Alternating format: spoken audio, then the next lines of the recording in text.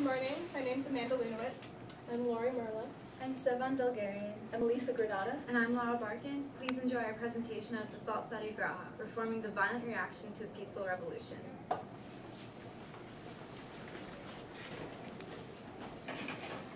Dear citizens, I, Pratibha Patil, the President of India, welcome you on August 15, 2011 to commemorate Mother India gaining independence after 347 years of oppression, to remember, rejoice, and reflect. Our nation was conceived by the notion of one man, a single grain of salt, in a nation of people united for one cause. Together, we have revolted against an exploitative, imperialistic rule. When the British violently attacked us, we stood united together. And now, here we are together again. Mother India suffered nearly 3.5 centuries under exploitive British imperialism. But by the 20th century, due to the growing unrest of the Indians in an economic depression, the British were struggling to maintain the Indian Empire. However, it was the arrival of Mahatma Gandhi, the father of our nation, and his peaceful philosophy that turned the tides, creating the perfect circumstances for change. Led by Gandhi, this peaceful revolution enabled us to gain independence through reforms sparked by the violent British reaction.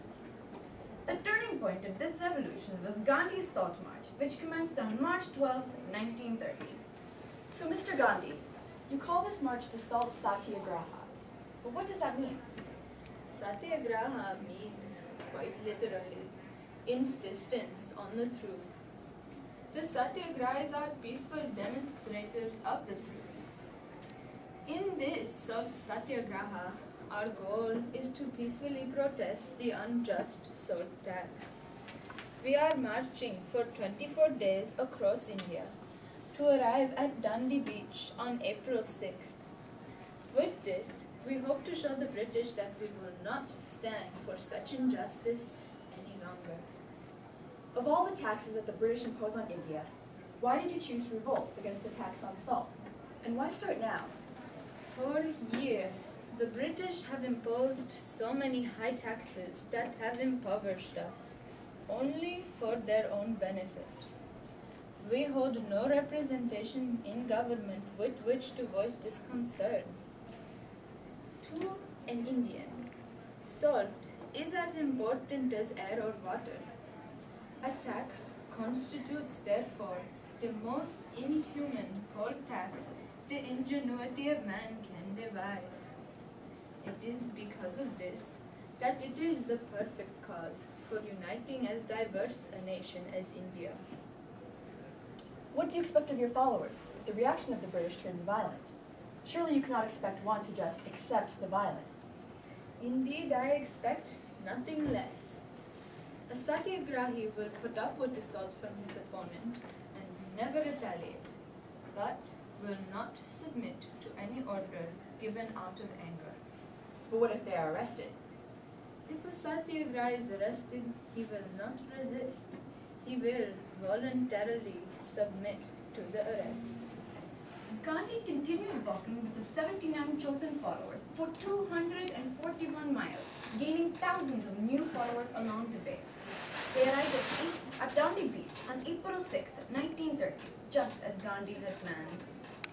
It is possible that this will be my last speech to you. As we commence this open defiance of the law, I expect that many of us, myself included, will be arrested by the British government. But let there be not a semblance of breach of peace, even after all of us have been arrested. Whatever happens, always remember that you are a Satyagrahi, and that means holding yourself against the violence. In India, it is an offense to manufacture, possess, or sell contraband salt. However, wherever possible, civil disobedience of salt should be started.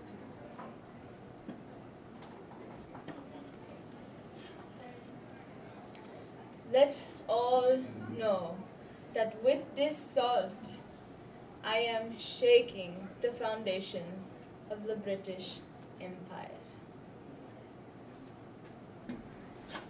After Gandhi's notorious defiance of the salt laws, uncivilized Indians across the country openly joined the illegal salt production. It was because of this betrayal that thousands of natives were arrested, ungrateful for all the British Crown has done for them. Gandhi was arrested at midnight on May 5th, 1930, in anticipation of a demonstration that he planned to lead at a salt factory in Dharasana. Sarojini Naidu, a close associate of Gandhi, assumed leadership after his arrest.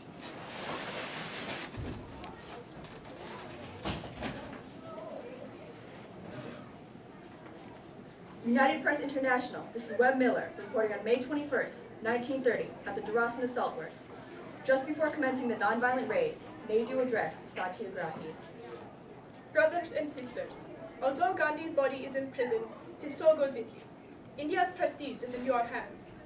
You must not use any violence under any circumstances. You will be beaten, but you must not resist. You must not even raise a hand to ward off blows. Whatever happens, strictly adhere to the law of nonviolence. Slowly, in complete silence, the Gandhi men drew up and halted 100 yards from the stockade. They approached the stockade, which the police surrounded, holding their clubs at the ready. Police officers ordered the marchers to disperse. They silently ignored the warning and slowly walked forward. Suddenly, at a word of command, scores of native police rained blows on their heads with their steel-shod lathis. Not one of the marchers even raised an arm to fend off the blows. They went down like 10 pins. I could hear the sickening whack of the clubs on unprotected skulls. In 2 or 3 minutes, the ground was quilted with bodies. Miller was the only reporter of Dharasana, and his articles were published in thousands of newspapers worldwide, provoking horror and disgust at the violent British reaction. The reputation that gave them deeply troubled the British, and they soon realized that in order to preserve their image, they would have to negotiate reforms with the Indians. In 1931, Gandhi met the Viceroy of India, Lord Irwin, to devise the terms of what would later become the Gandhi-Irwin Pact. I have come as the voice of the Indian people who have suffered so greatly under British rule. I wish to establish justice in government so that Indian opinion can influence our laws. I brought you here to discuss peacefully the terms for a possible end to this destructive civil disobedience and a permanent peace between England and India.